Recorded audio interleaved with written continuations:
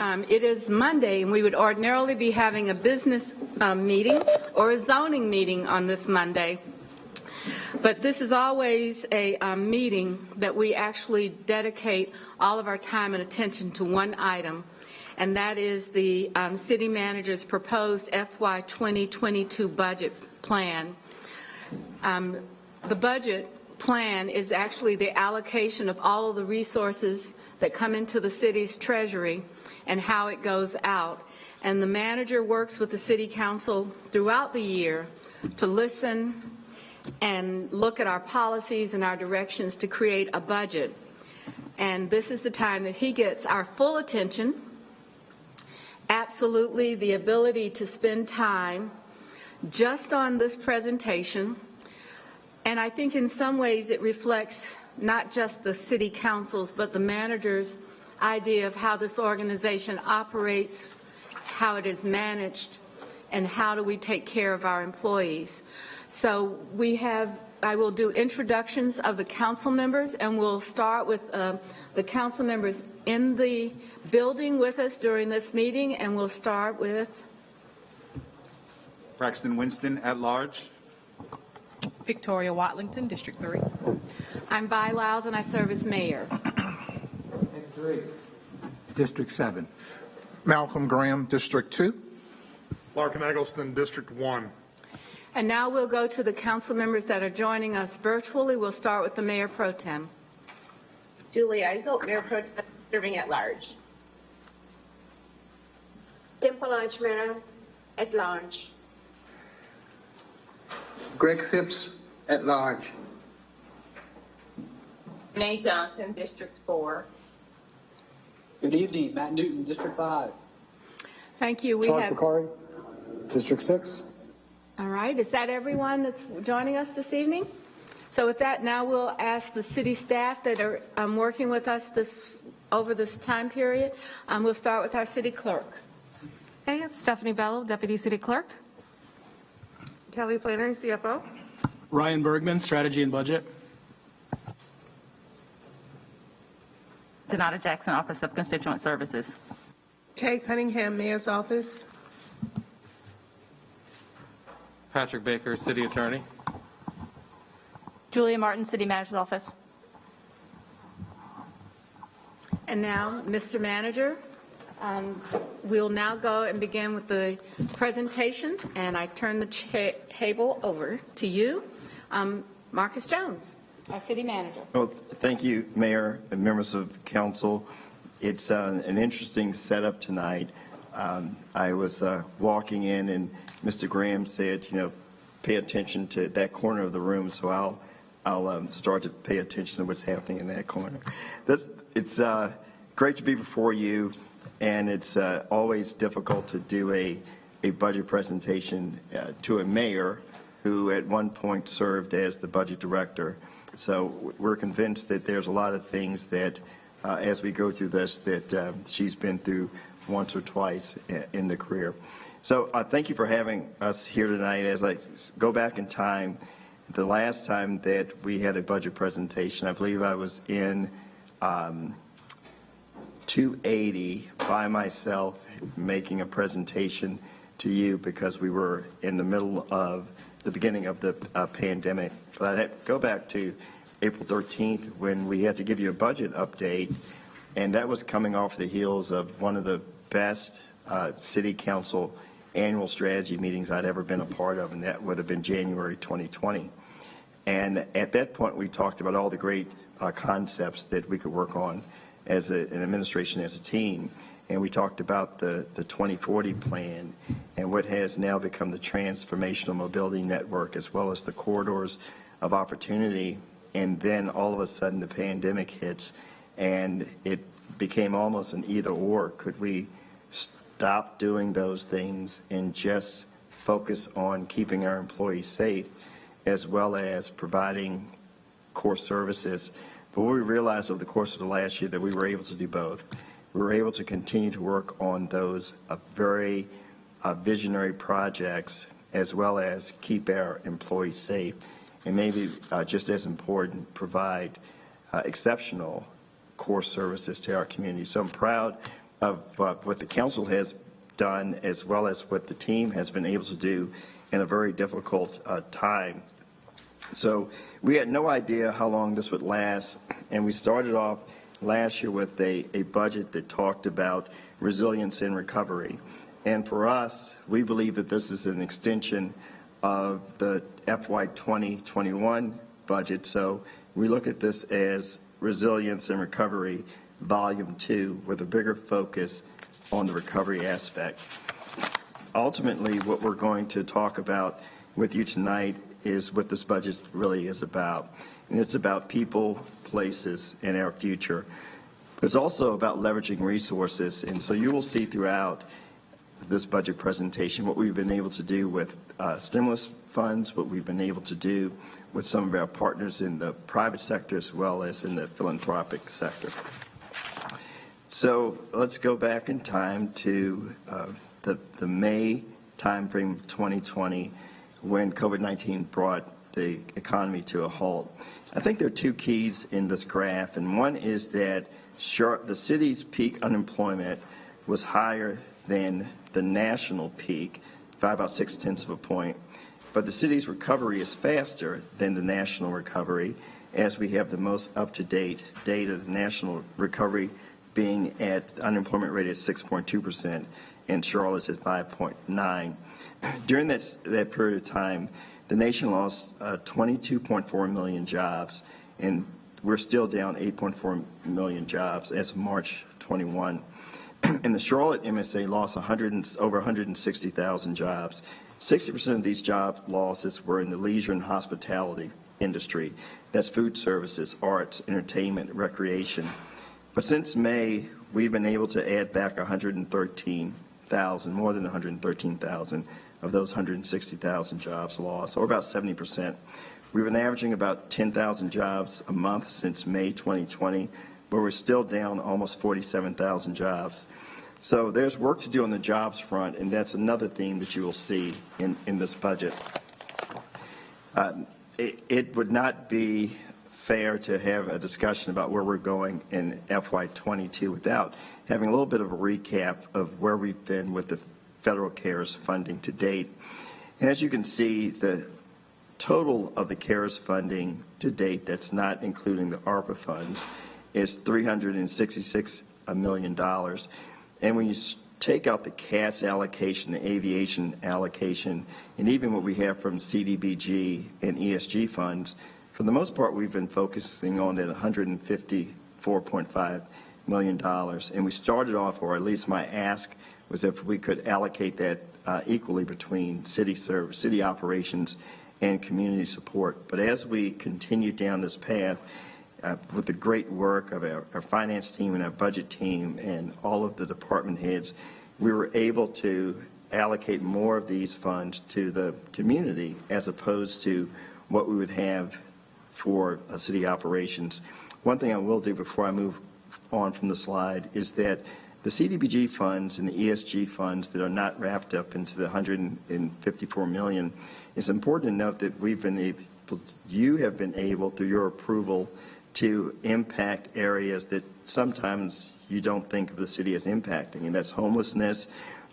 You've been able to provide 1 year of housing for 75 of the individuals who are in the North Encampment, as well as providing funds for the Salvation Army expansion, rental relief, mortgage relief, security deposits, just a lot of good work that has happened because of these stimulus funds. But I want to focus just a little bit on the $155 million. For city operations, which was about 41% of these funds, we were able to provide funds for first responder salaries and premium pay, as well as facility improvements. And these facility improvements, about $25 million, it has allowed us to be able to, one, come back into this building and create this safe environment for our employees, but also it's allowed us to gain a better understanding of what it means to work remotely and how we can be just as efficient or effective in working remotely.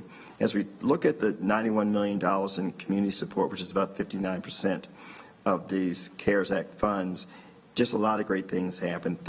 Almost $31 million was provided to 2,500 grants to access to capital, $25 million in business support, that's $7.7 million for 345 food and beverage grants, $5.8 million related to hotel grants, $3.5 million for workforce partner support, and in the $20 million for housing support, you were able to positively impact almost 6,000 households with rent, mortgage, and utility relief.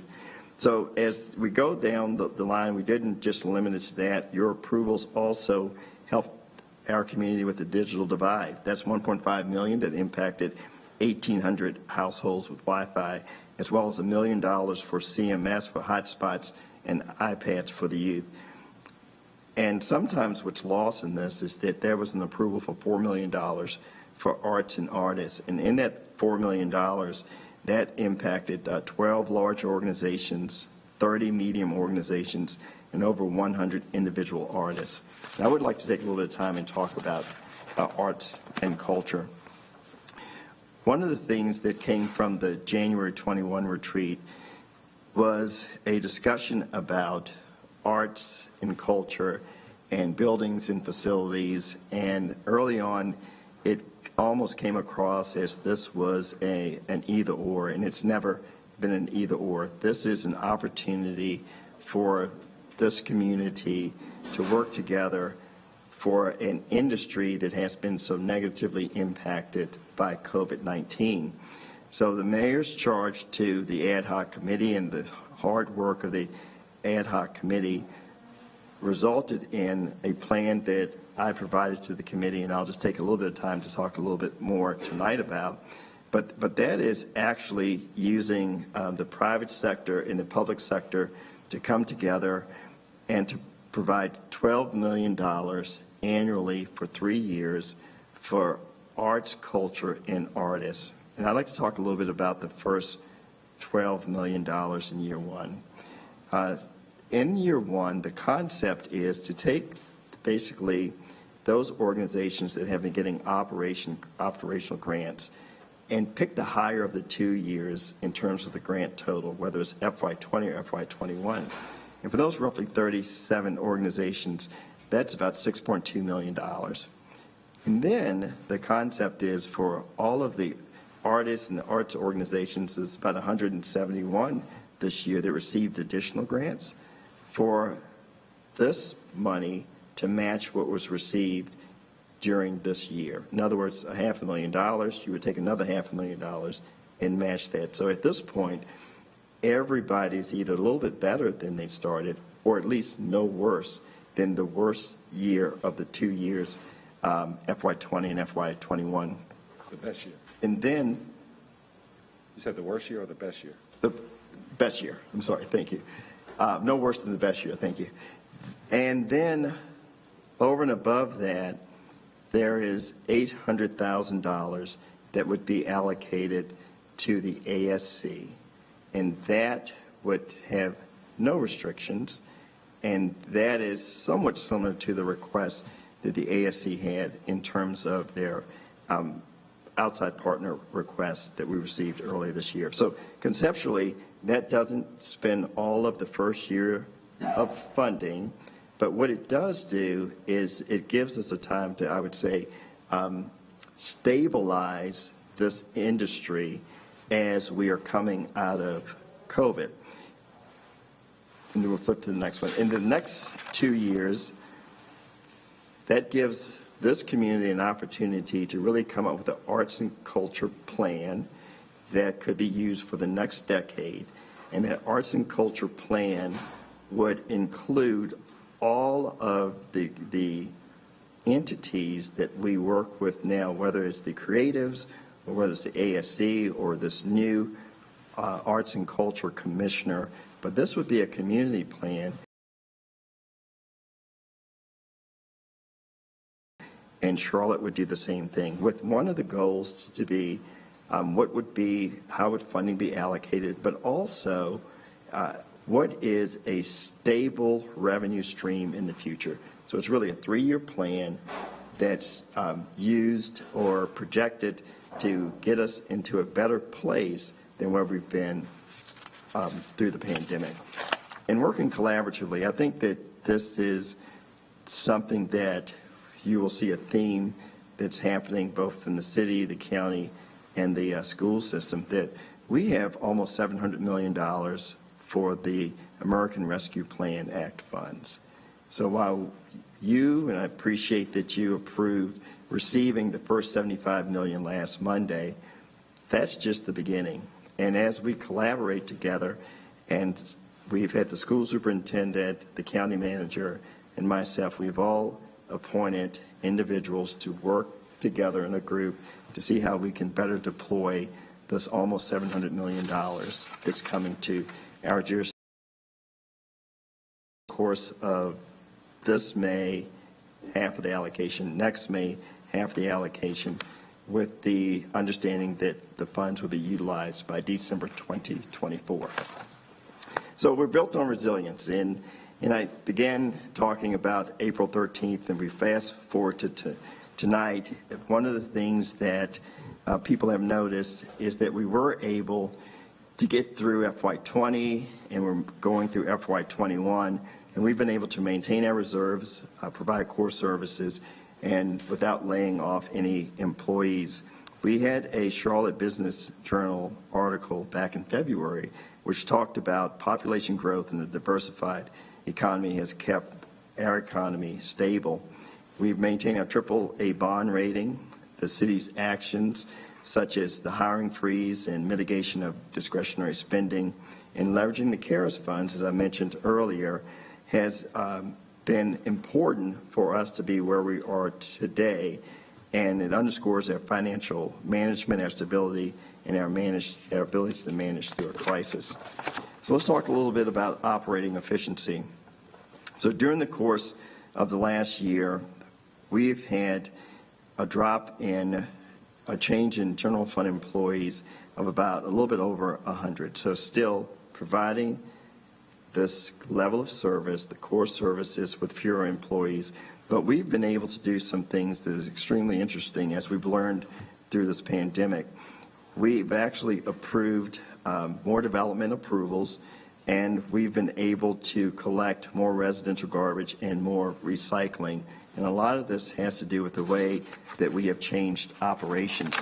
As we start to think about updating our operations and workplace reentry, and I can't think of the right word because many folks will say, well, we never left and we've been working every day. But as we start to reimagine how we're going to continue to deliver exceptional services, it's important to take into account some of the lessons that we've learned. It shouldn't take a pandemic to force us to think about how to do things differently, but we're in this space and we're thinking about how to do things differently. And I'm really appreciative of the work of our CIO, Renee Askew, as she has pushed us and challenged us to think about the way we use technology better.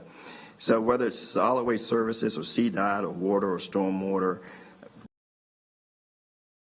provide services, these key operating departments, without skipping a beat, keeping our employees safe, and a lot of it has to do with improved technology. And I'll just give you one data point. When we start to think about requests for services through our mobile devices and the web, back in 2019, we had basically 85,000 requests. Those requests in 2020 went up by 24%. And they flipped from the web to the mobile device. And that's one of the things that we tried to push earlier, is whether you call it see, click, fix, or just name it, but having that mobile device in front of you and utilizing it, we have gone fourfold in the use of the mobile device, which again gets us information quicker and gives us an opportunity to respond quickly.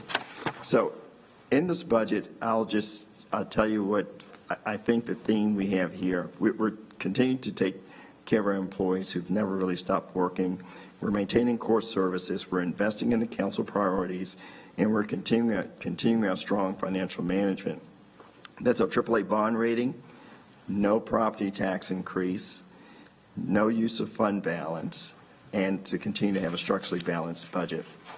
We always strive to be the best place to work, and depending on who you speak with or what research tank, many people say that compensation is not the top issue. I'm not sure that I'm in that camp. Compensation is extremely important. It's just one of the various issues that make our place a great place to work. So we're continuing to provide training. We're continuing to provide upward mobility within the organization, and those things do matter. Include in this budget a 3% merit increase for our salary general employees and a 3% combined market and merit increase for our hourly employees. And we continue what I think is the best deal in town, an all access pass for $33 annually, and that's for all the transit different offerings, and that's something that typically costs $1,400. So it's great to know that that's available for our employees, and we've had more than 2,500 of those passes purchased. Also, we always talk about total take-home pay, so it's not just the salary. You could have your salary go up, and then your health care costs can eat into that, if not eat all of it. So we have not had medical premium increases for 3 straight years. This will be the 4th straight year that we will not have a premium increase. But what's different this year is that not only will we not have a premium increase, but there will be a 5% reduction in all health care plan premiums in 2022. And what that means is for one of our plans that's utilized by the most employees, about 68% of our employees, we call it Plan D. For employee and family, that's a $260 savings on an annual basis. And we also have for Plan E, which we have 12% of our employees, for an employee family, that's $572. Also reducing the premium across the board by 5%, as well as we're reducing our deductibles by $250 for all health care plans. So again, total take-home pay. We also want to align our compensation with the cost of living. One of the things that we learned during this pandemic, we saw the need to invest in all of our employees, but also the concept of being able to live where you work. And so we took a look at the salaries, or took a look at Charlotte's median household income. So not for the region or the area, but just for the city of Charlotte. And the city of Charlotte's median household income is $63,483. So as we started to look at this, we said, well, do all of our employees make 60% of that? And that's not the case. So to align compensation with the cost of living, I am proposing in this budget that the lowest salary in the city is at least 60% of Charlotte's median household income, which would mean that lowest salary would be $38,090. So if we start to look over the last 5 years what's happened with our lowest paid employees, that's what resulted in a 35% increase from FY2018, when the lowest salary was $28,260, to this proposal that would have the lowest salary at $38,090. And as we start to think about this, we believe that it's just important as we start to look at our employees and what the city can do for and with them. So how many employees does this positively impact? Well, almost 150 employees, 143 employees. And we're talking about our street crew members at CDOT, sanitation operators at solid waste, the water service technicians and laborers, and manhole inspectors at water. And this minimum would be worth almost $5,000, a $4,810 increase from the minimum that we have currently. And this would be a 14.5% increase in the minimum for the starting salary for the city. But it's not just these employees, it's what we're doing across the board.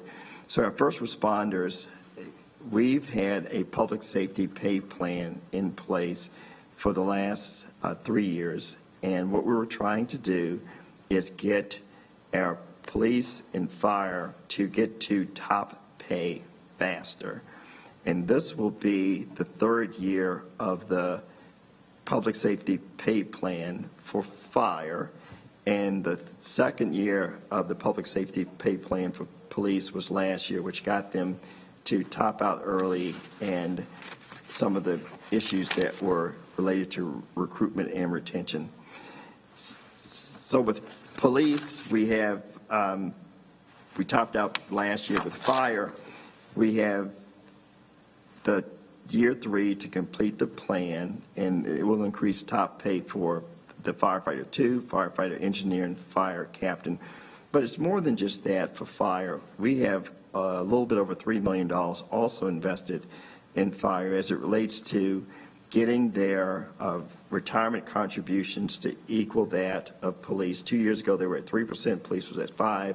We had at 1% to fire last year. This will be a second 1% to fire, as well as their employer contribution for Charlotte's firefighters retirement system, which is our system.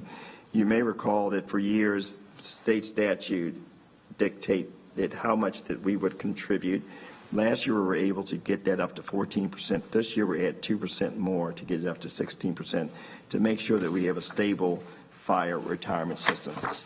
So the impact of this compensation since FY18 for these categories, firefighter 2, fire engineer, fire captain, police officer, police sergeant, the increase has ranged from 15% to 21%, again, helping us with recruitment and retention. In terms of our internal pipelines, we also have career pathways within the city of Charlotte. In 2020, we hired 49 individuals, many of them with barriers to employment, with the goal of having a pipeline of employees for us for some of the different positions that were in need of or having higher turnover. We graduated 43 of those individuals, and all of them were placed in city jobs. 4 have left us since that time. But the point being is that we've created our own pipeline. COVID comes in, and in FY21, we did not add any additional employees to that. But what we're doing in FY22 is trying to identify up to additional 50 individuals to come into our career pipeline.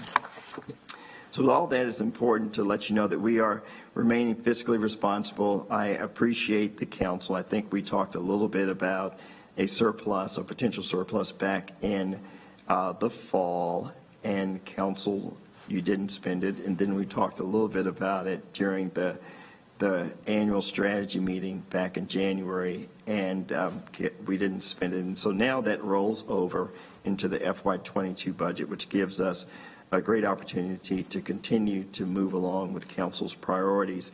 I do want to commend the team for being able to help produce the surplus in FY20, and from hiring freezes, non-personnel, reducing non-personnel costs, as well as some of the funding that we got from CARES to help us adjust for our first responder payments, we're able to produce this type of surplus. So what do we have for the FY22 budget? It's, again, structurally balanced, no layoffs, we preserve core services, and there's no use of stimulus funds in the general fund. This budget at $750.7 million is up 4.4%, but again, it is structurally balanced. A 22 budget, it's the same for the FY23 budget. So that allows us to continue on with the priorities that you reaffirmed this past January. And that's how do we finish the 2040 plan, the corridors of opportunity, the transformational mobility network, affordable housing, higher jobs, Charlotte, or a job strategy, and arts and culture, as I mentioned earlier.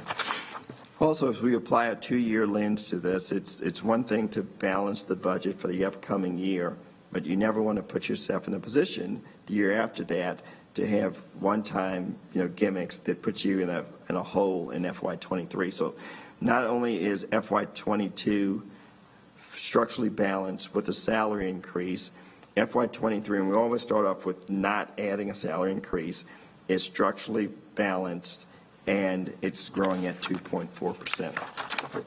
Our capital program, we spent some time reinventing that. It was a major overhaul, and again, very thankful for the team and for Phil Rieger and for hanging in there with dealing with some very difficult time. So we created this Department of General Services. We conducted the city's first capital needs assessment. We updated our debt assumptions based on historical data. We developed a steady state model, and we developed a project planning program that we called advanced planning, which has really put us in a position now to have a capital investment plan that I do believe can help us with our core services, our core infrastructure.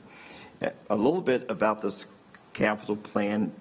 If we start to look at this in terms of bond cycles, when we had two previous bond cycles, there were tax increases related to those. So in other words, for 2006, 2008, 2010, that bond cycle, to fund it, there was a 2.67 property tax rate increase. Same concept happened once you got through that bond cycle. The bond cycles 14, 16, 18, and 20, to get those started, there was a 3.17 cent property tax increase. For the bond cycle that we're starting now in 2022, there's no property tax increase, and it still puts us in a position as we went through the budget workshops to deal with some of our core infrastructure needs.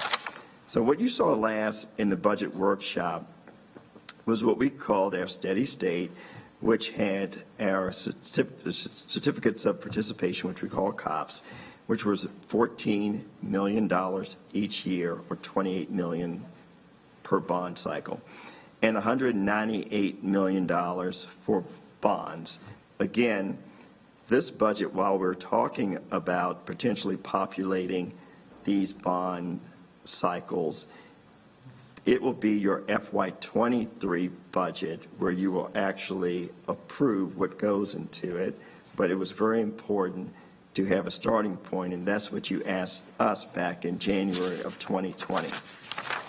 So what's happened since the last budget workshop?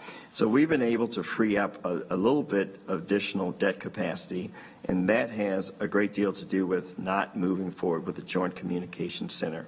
We talked a little bit about that last year. We talked a little bit about it this year, that as technology changes, need changes, and we have operational changes, we believe that tying up that much debt capacity with this project is not wise at this time. So what are we able to do with freeing up that capacity? Well, we can complete the Cross-Charlotte Trail.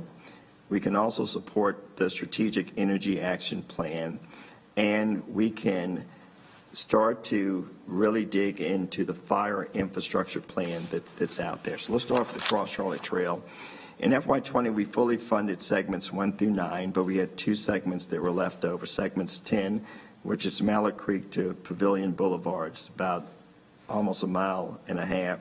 In segment 11, Pavilion Boulevard to what I would say near the Cabarrus County line, which is about 7/10 of a mile. The segment 10 is estimated at being about 9.5 million, segment 11, 11 million, and it's going to take us about 5 years to complete those last two segments, which would have the entire Cross-Charlotte Trail completed. And that is one of the items that we're able to accomplish with freeing up that capacity. But also we're able to invest in our Strategic Energy Action Plan.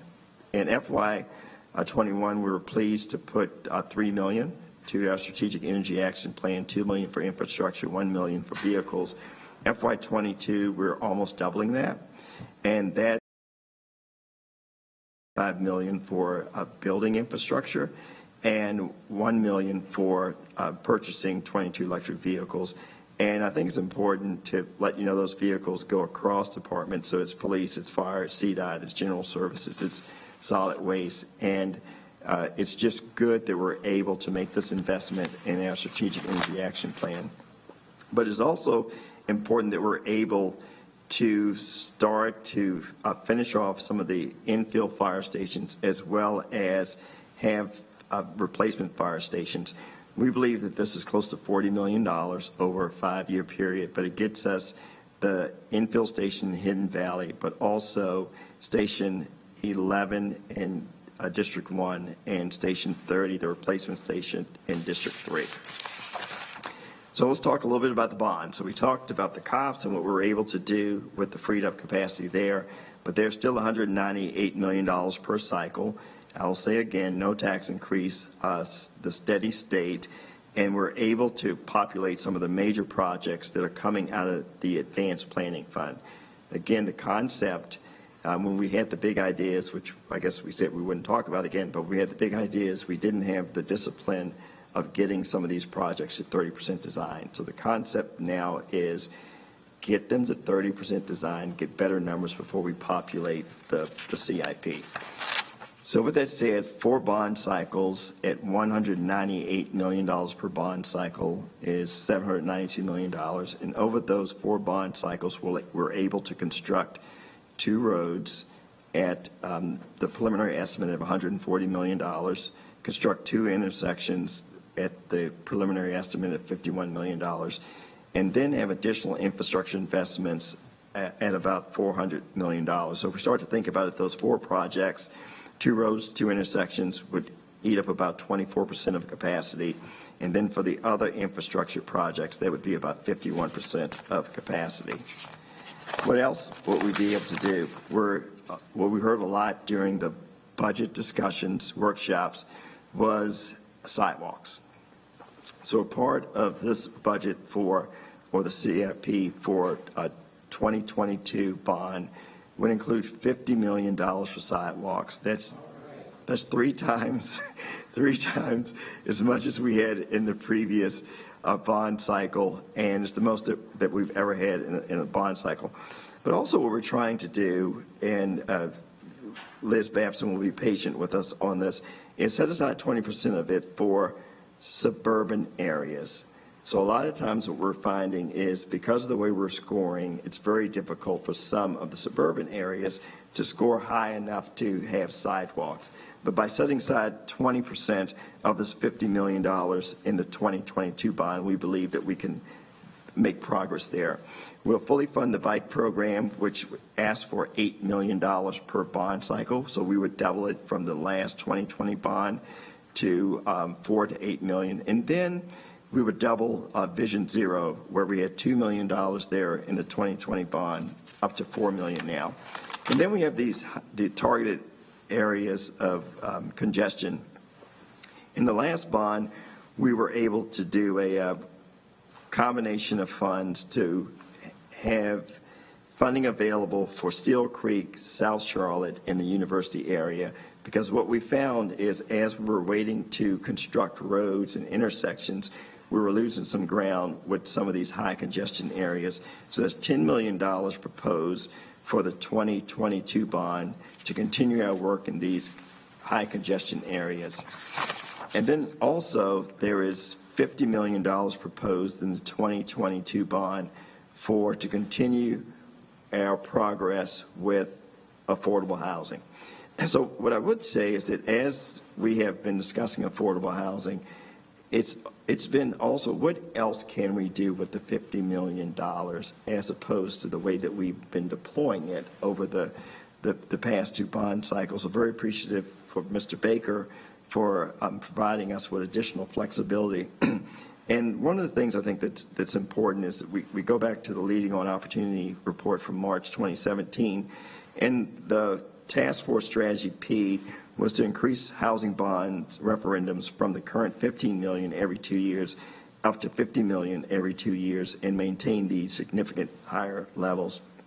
And I think as we start to think about it, going back for the first 16 years in the affordable housing in these bonds, we had a total of 100 million. That's over 16 years.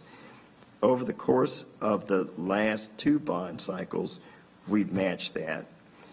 If you include the 2022 bond cycle, that would be 150 million over 6 years.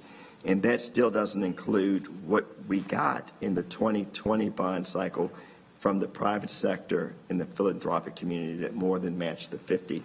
And so I believe we need to continue to be creative, call on our partners again to help us with this, because it has been a priority for the city.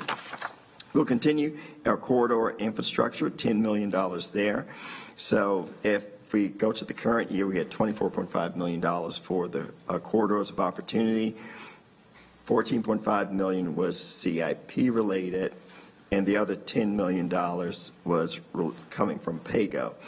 We have made great progress on the CIP infrastructure piece. I think we're up to $14 million of that, $14.5 million being allocated in one way or another, whether it's intersection projects or in our corridors or sidewalk projects. But we are well through that, so having $10 million more for the 2022 bond will be needed. But then there's $14 million that we have in the PAYGO, so we flipped it this year. Instead of the majority of the funds being in the capital for infrastructure, the majority of the funds are in the PAYGO. So what we do have, and I'll flip to the current structure, we had, for the $10 million in FY21, we had $5 million associated with economic development, $2.5 million associated with housing, $1.5 million associated with safety and placemaking. We had $600,000 for implementation, and everything else was contingency.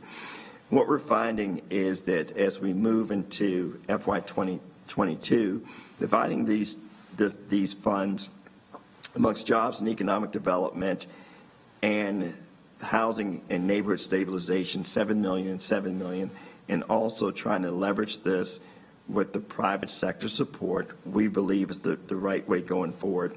Under the housing and neighborhood stabilization, we do have a pilot project that we are designing to implement it in FY2022 that layers all of our existing programs, whether it's home rehab or tree repair or the Charlotte water pipeline repair or single-family acquisition. How can we use these funds in such a way to help with anti-displacement and neighborhood stabilization?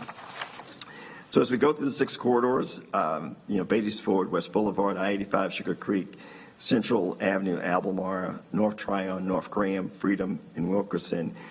As you can see, Beatties Ford Road and West Boulevard were so much ahead of the other corridors because they had playbooks, and it was easier to implement certain plans.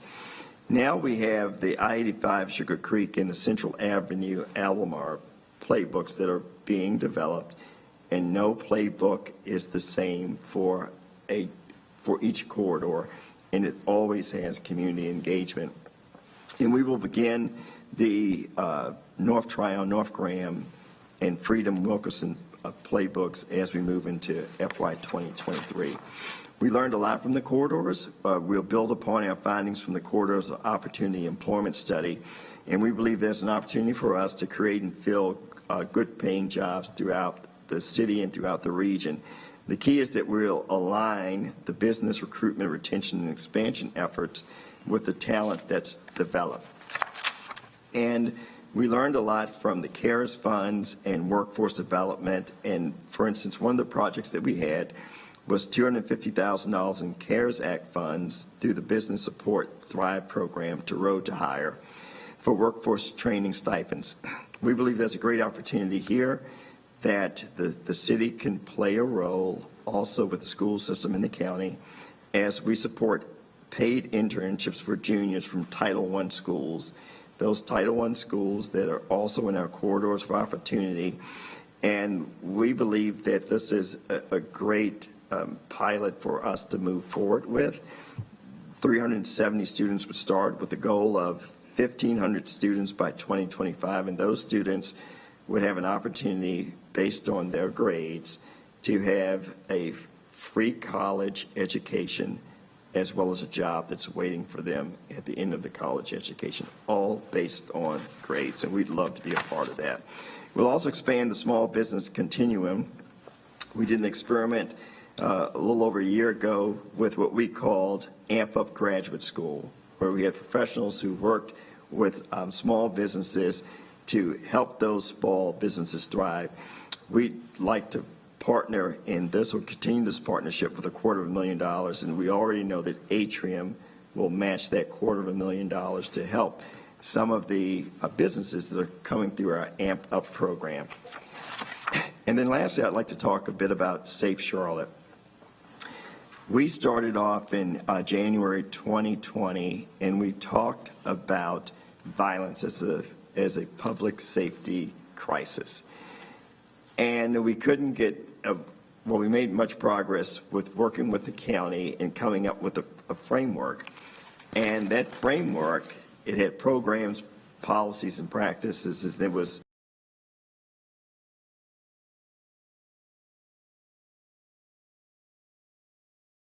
But as we were doing that, we also realized that there were things that we had to address as it related to policing. And so we started off with the Safe Communities Committee and ended up with the Safe Charlotte Plan. And I want to talk a little bit about what has occurred in this current year. So getting it approved in October.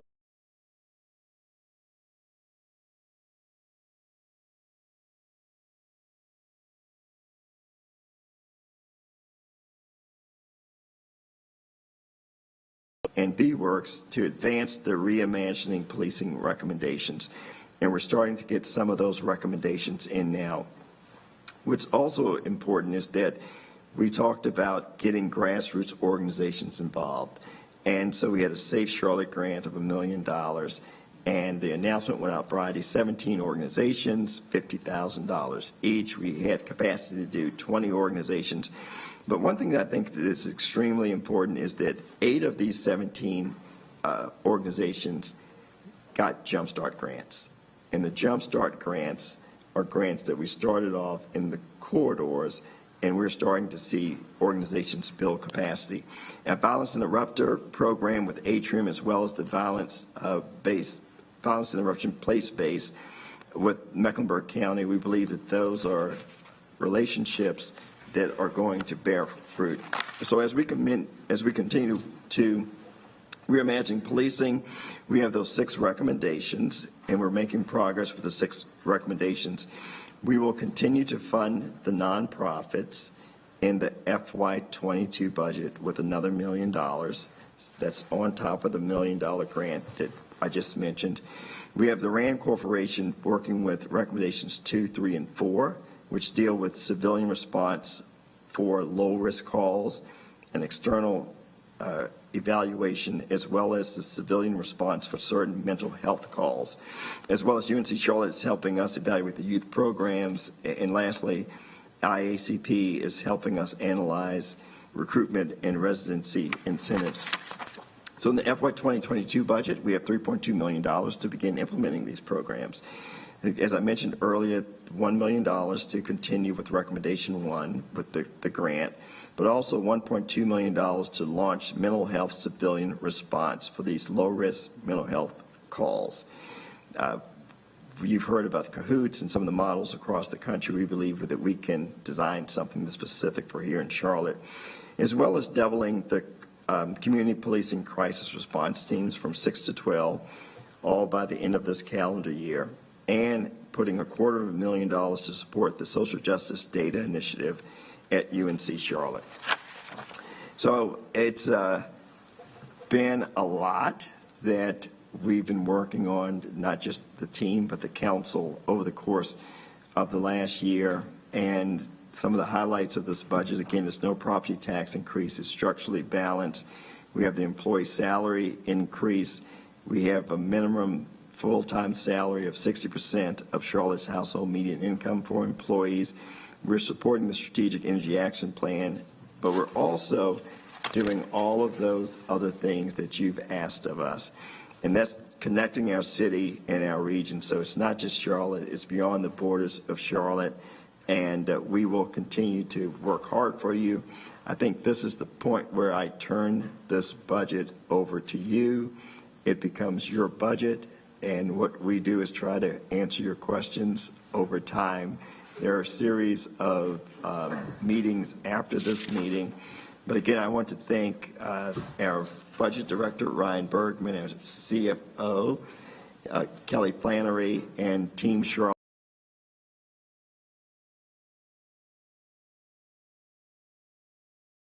Remotely putting this together in a very, very, very strange environment. So, Mayor, council, it's your budget, and we will answer any questions that you need for us to answer. Well, first, Mr. Jones, I think that all of us understand that we now are in a place as a city that we've really earned that opportunity to be the 5th fastest growing. We've earned the opportunity to be the 15th largest city in this country because, as you can see from the depth and the breadth of the issues that you've raised in the budget, the things that we have to address, it's about building community and making a difference in the lives of our residents. And you have really given us a budget today that has to be approved statutorily by July 1st, but you've given this budget and you've said now it's yours. So thank you very much for hearing from all of us what you thought was important and what you believe is necessary and essential for the city to operate.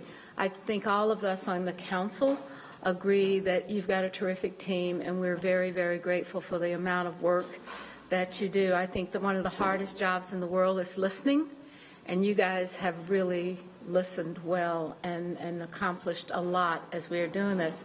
I see Ms. Harris is struggling with notebooks. So what I'd like to do is we will have the budget calendar on our website, but there is a book that you will have.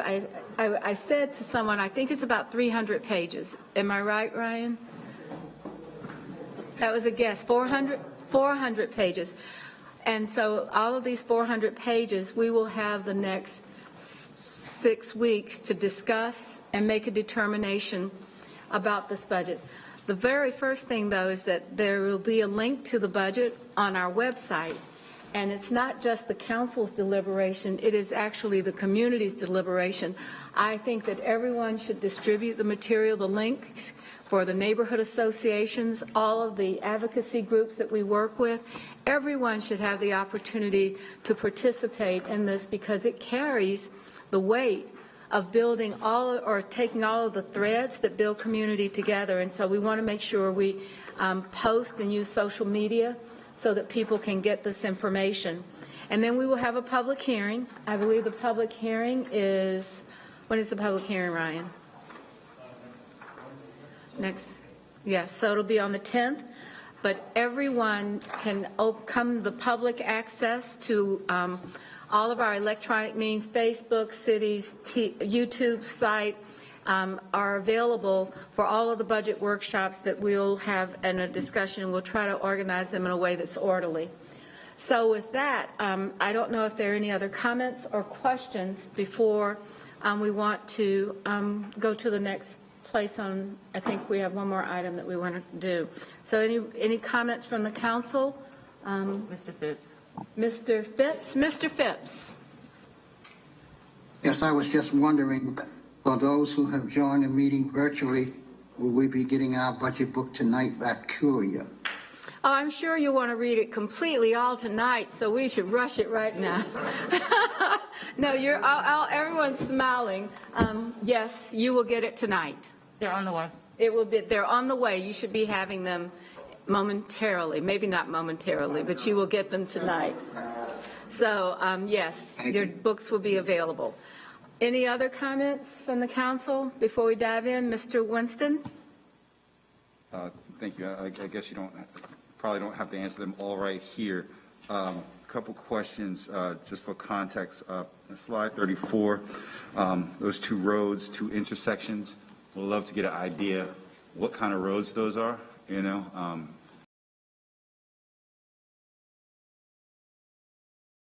And what kind of intersection, you know.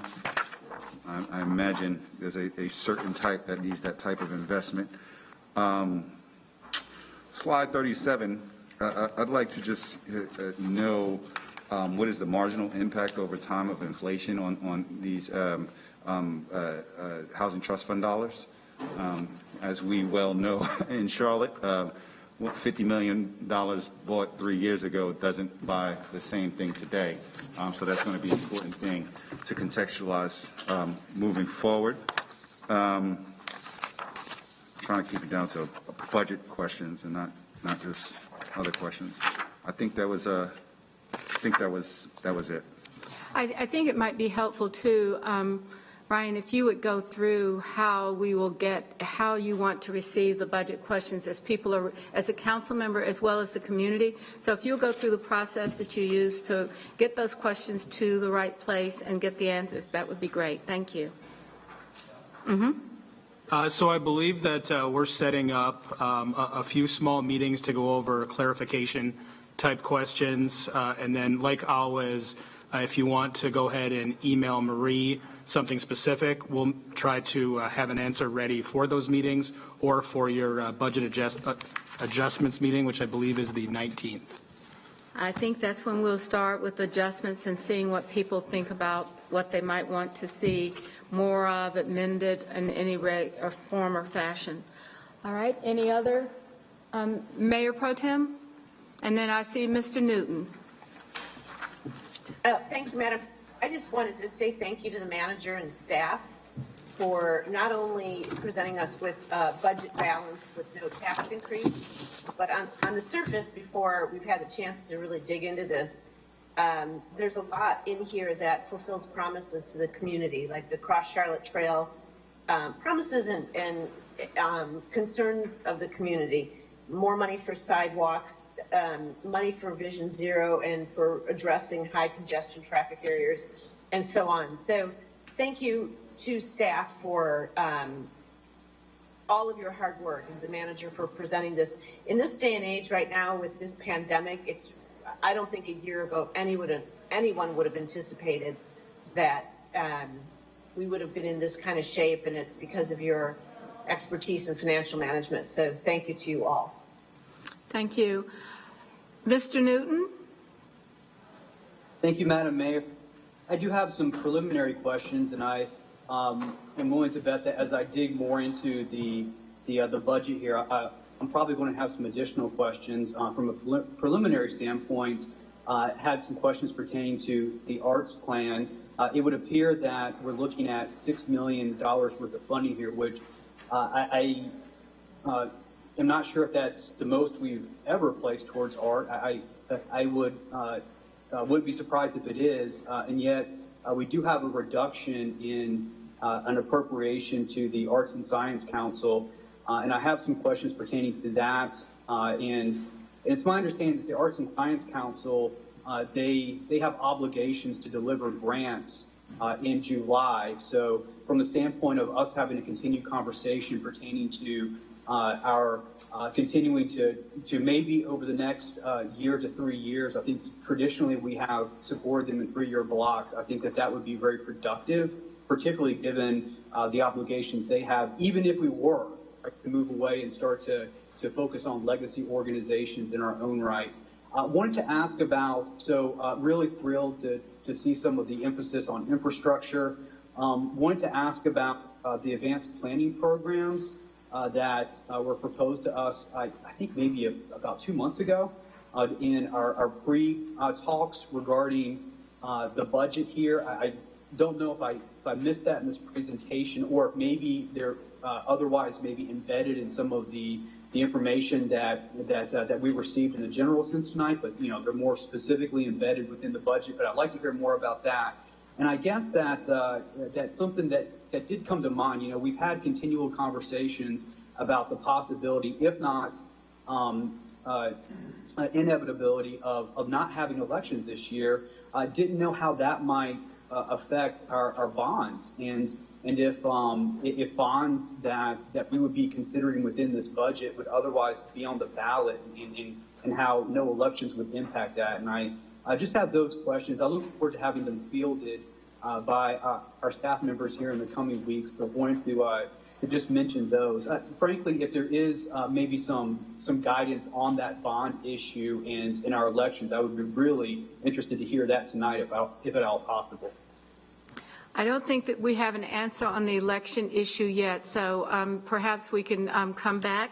And I don't know if Mr. Jones, I actually think the arts presentation should be one of the very first ones that we do. because just to make it clear how it works, because we have a contract with the Arts and Science Council. They don't have an obligation. It's only the contract that we sign with them, but we need to understand more the steps in the process.